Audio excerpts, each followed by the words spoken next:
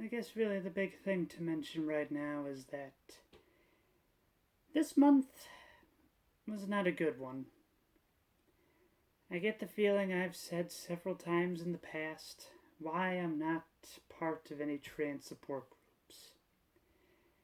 This month has somehow disenfranchised me to the idea even more than I had been before.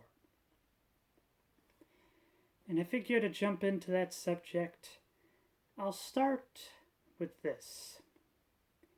I think we need to make a clear distinction as to what the difference is between a troll and a transphobic person is. So let's start with the troll category. I get the feeling this is something that may be familiar to those that have been online for a while. The only main aspect of the troll is they want to get an immediate and violent reaction out of you. So I guess the most common example of this would be all those people out there that are like, you will never be a real woman. Wow, I can tell from 100 miles away that you're just a man in a dress. But you got the wrong set of chromosomes. If you cut that off, you're still gonna be a man. Stuff like that. Something to elicit a quick reaction. I found that these people are pretty easy to deal with after a while. Just don't say anything, they don't get their rocks off, and you're just standing there pleased with yourself that you just gave out a pair of blue balls. However, there are quite a few people out there that would see that as transphobic because it's anti trans. Well, let's just dive a little into this term in all honesty. So, a phobia. This is a kind of fear. So, a very common one is arachnophobia. An irrational, or depending on the person, rational fear of spiders. Much like how some people may be afraid of crossing bridges, not being able to see to the bottom of deep water, or the fear of mirrors at nighttime. There are terms for all these phobias, but I don't know what they are off the top of my head. But the basic idea is it's all about fear. So, what is transphobic? I'd say the most common example would be the idea of somebody that doesn't pass as female going into the women's restroom. They would be afraid of this trans person because they look like a man. And as such, there is an assumption that they got male parts and that they're going to be violated that day. That is transphobic. And with that definition, I can say without a doubt that I am afraid of trans people. I am transphobic. Now, why do I say this? Well, I'm not really sure if you're keeping up with the news and whatnot. I try not to, but it seems to have a way of finding me, unfortunately. In one of the more recent news bulletins that happened towards the end of this month was this psychotic nutcase that shot up a Catholic elementary school. Now, if that was just a nutcase, that'd be one thing. But the part that disturbs me the most is how there is a large number of trans people out there that see this as fighting against fascism, or even regretting the idea that this deranged maniac did not take more people with her. You wonder why people are transphobic? I mean, in addition to the idea of quote unquote invading sacred spaces, now we have this stereotype of getting irrationally angry at just a few little triggering words.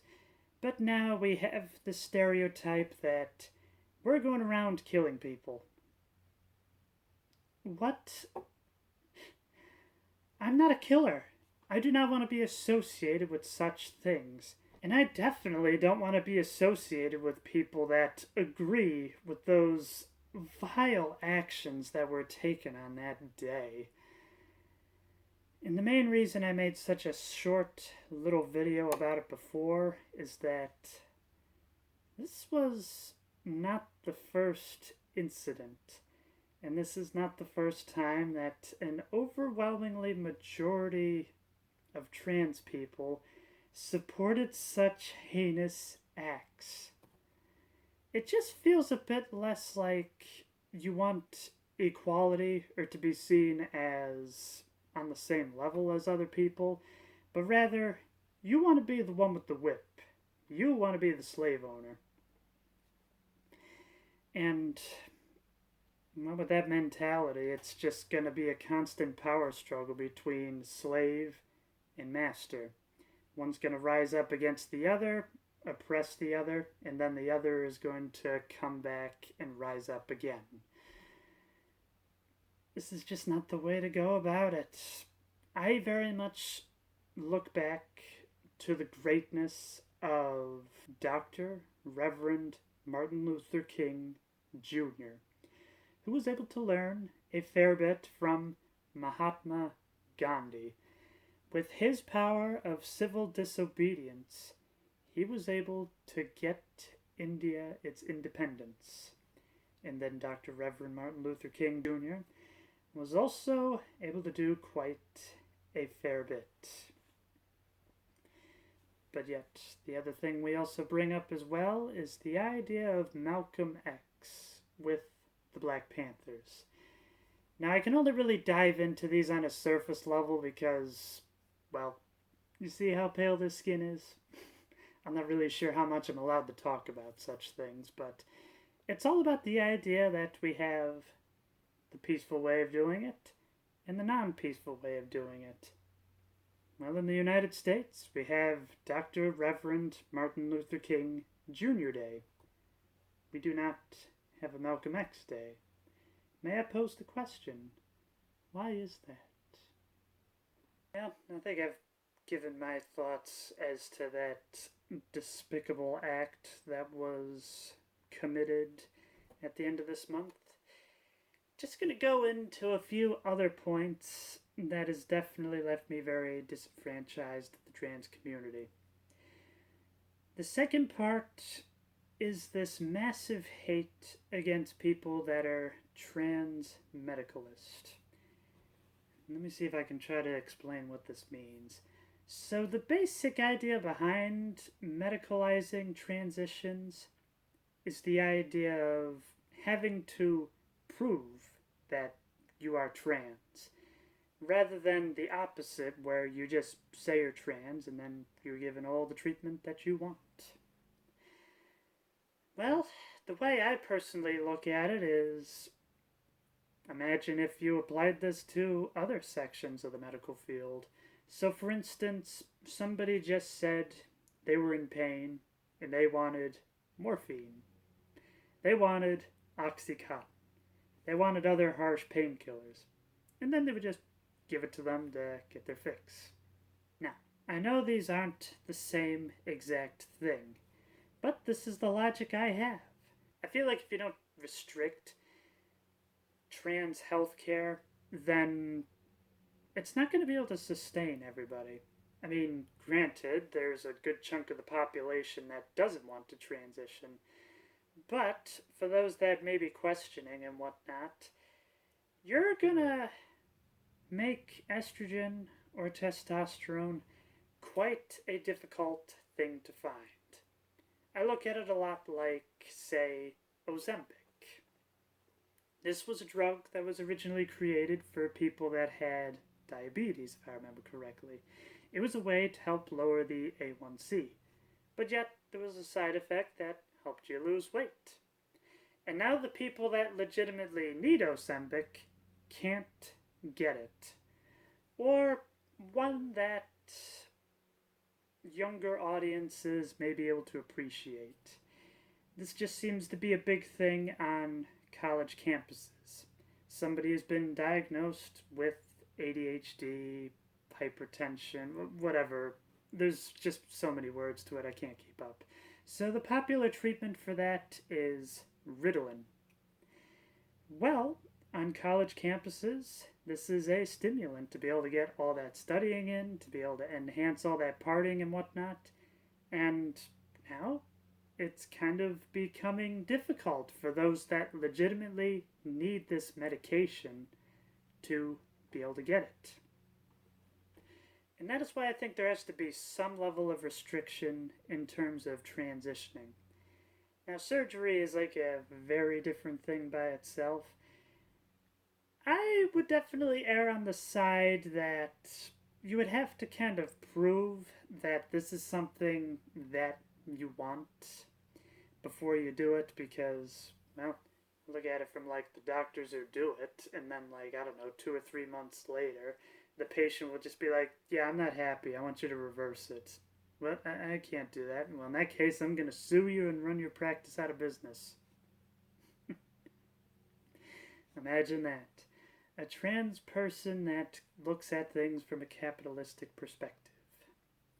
That's kind of another minor issue I run into with the general trans community is, well, if you know what my favorite book is, you kind of have an idea of what my political views are, but that's not really something I want to get into because the last time I got into that in any sort of capacity where trans people were watching, they wanted me dead. And I do not want any more people to put my name on their hit list. And as I'm slowly getting, maybe disenchanted would be a better word rather than disenfranchised, about the trans community, I often think back to this quote from the first Pirates of the Caribbean movie. It was Jack Sparrow that said it. He said, now a dishonest man you can always trust to be dishonest. It's really the honest ones you have to look out for, because you never know when they're going to do something stupid. Which, I mean, that is definitely my thoughts on the trans community. Like, if I was hanging out with somebody that I knew would hate me because I'm trans, it's something to be expected. They're in a hate group. Of course they're going to hate me. But yet, when it comes to trans people, there's just this giant banner about the idea that, like, you can be whoever you want to be. I love you no matter what. But yet, there are these unwritten rules that you have to agree with these certain things. Otherwise, well, like I said before, they want you dead. And that's the big thing that annoys me the most about it is, if you're going to be this hateful and this closed-minded of different opinions, then don't claim that you're going to be open and accepting, because you're not. At least with groups that say they're not going to be opening and accepting, you know what you're getting into. And then probably the last thing to mention in bashing the trans community. Now, probably the main thing to note is that these are just the general impressions that I have gotten from the trans community. It could be possible that there are groups out there that agree with what I'm saying. I'm sure there are probably other trans individuals that agree with what I'm saying. But, well, I've met a lot of trans people, and a lot of them would consider what I say heresy. And this is really the last thing to mention is, it feels very much like being trans, you almost become a higher being almost. The idea that you're not allowed to disagree with a trans person because if you are, that is transphobic. Which, as I said before, I have a lot of problems with that term. It's not so much that they are afraid of this trans person, it's just they hate the person. But yet so many people twist it around to basically say you hate them because they're trans. No. People are a lot more nuanced than that. It's not because of what a person is, it's who a person is. For me, if you're a jerk, then you're just a jerk. But if you're a good person, then I don't care what you are. You can be any religion, you could be any color, you could be a furry, you could be a Scientologist, you could be anything. If you're a good person, that's all that matters to me. So now to just try to get into more how my transition has been going rather than how I feel in terms of the trans community. Well, one of the things that definitely stuck out to me, there's this one server I'm a part of. I don't really participate in it as much as, well, it is a bit of a trans server. It's not a support group, but it's a way to try to sharpen your skills to get the voice that you want. And on there's like a little daily question that always pops up. One of them definitely hit close to home. It said, how do you encourage yourself to keep on voice training?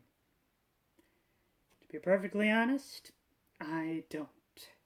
It's something that I've been at before I even started hormone replacement therapy, and, well, this is what my normal conversation voice sounds like.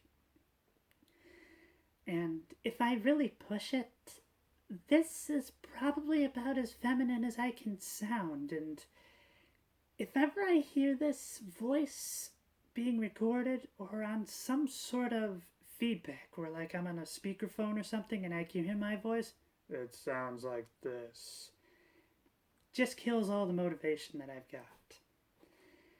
And, well, the other reason that it really sent me into a tizzy is this idea that it just reminded me that I'm not where I want to be.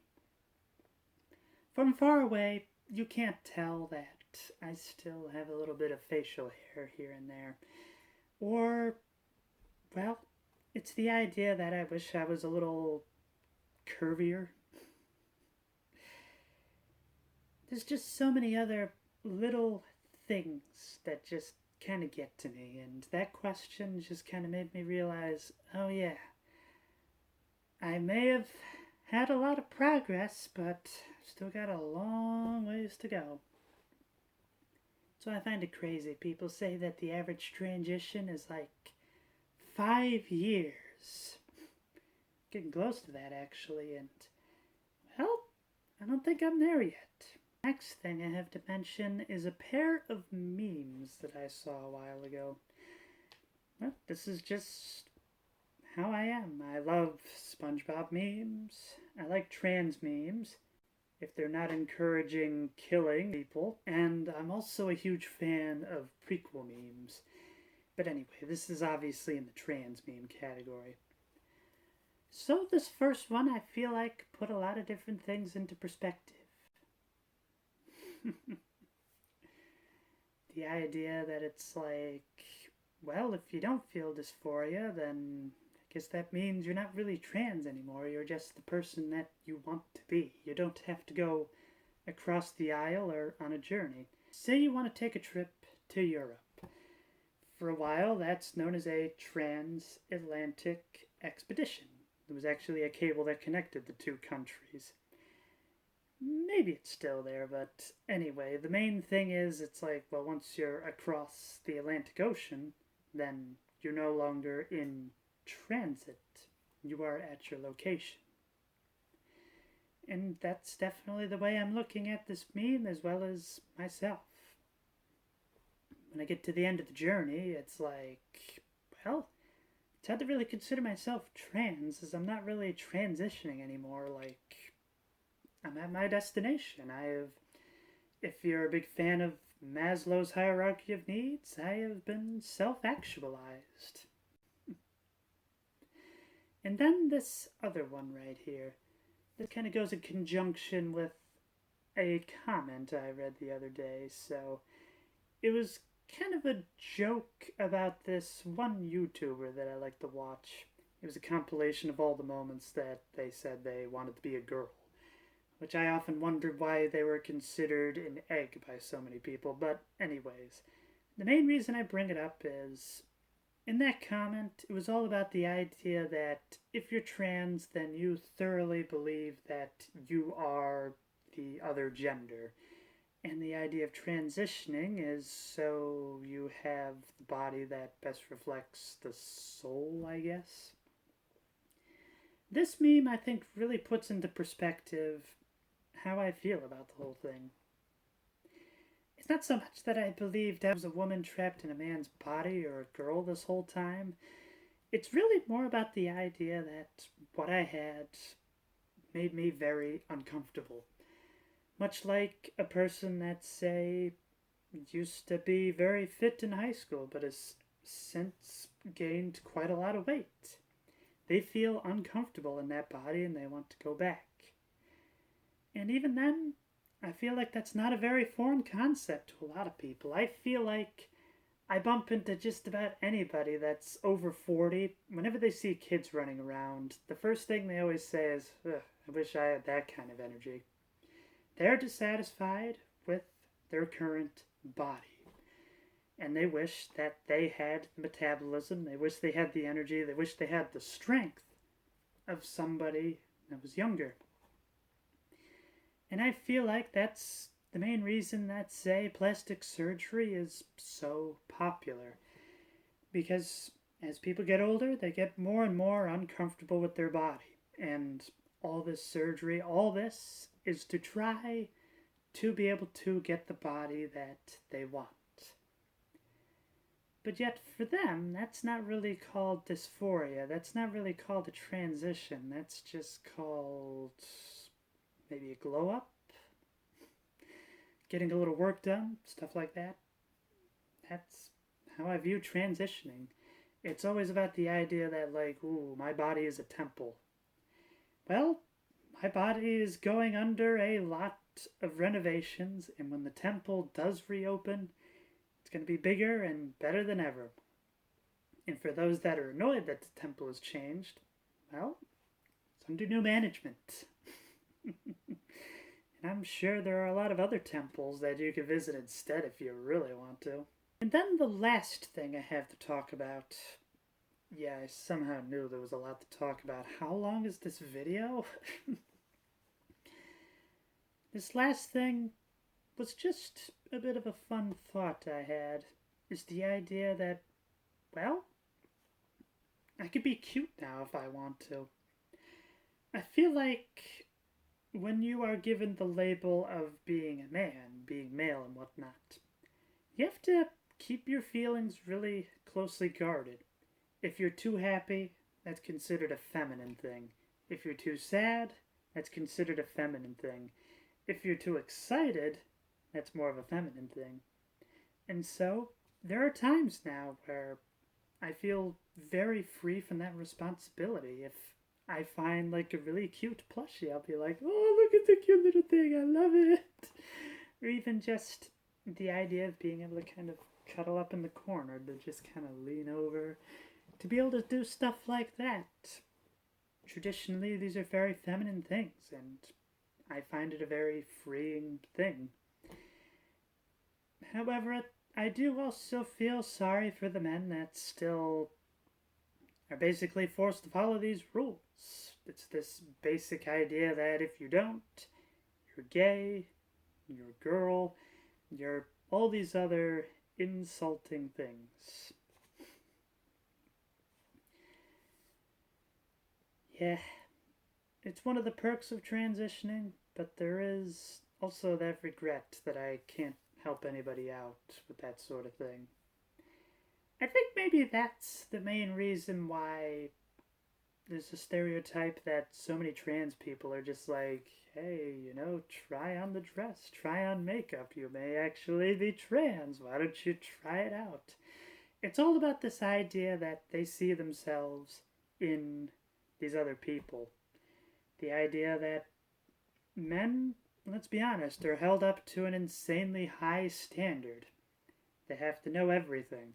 They have to be able to hold the weight of the world on their shoulders, and they are not allowed to crack under that weight whatsoever. If they do, it's considered a bad thing. And, well, unfortunately, I think it's seen as more honorable to commit suicide than it is to be able to reach out and ask for help, to be able to get therapy for this sort of thing. think that's the main reason why there's so many people out there that it's just like, I can help you. Join our cult. So, yeah, this was a heavy month. And if you made it through to the end, well, congratulations. And if you agree with me, I think we could make pretty good friends. Perhaps we could form our own trans support group, or, well, even just support group in general. I mean, I don't have to have trans people in my support group. Could have anybody in there. Just the ability to, like, talk to people that are a little more sympathetic to who I am and whatnot. Or even be able to just bounce ideas across from. I find an outside perspective can bring a lot to the table. I think I probably better just end the video now. It just seems like I keep going on tangents. So, if there's anything you'd like to talk about, feel free to leave a comment. And, well, ordinarily I'd say let's leave politics out of it, but I guess I have tapped a little bit into that in this episode, and it would be fair to say that you shouldn't be tapping into politics either, so, well, I guess I'll leave it up to your discretion. Until next time. Feels a bit more shallow whenever I make a video like this and I say be yourself no matter who that is, because I'm basically saying, well, you should be yourself just as long as you aren't a jerk or a mass murderer. Maybe let me just end it the way I did in my latest Let's Play video. Here's hoping to a brighter world.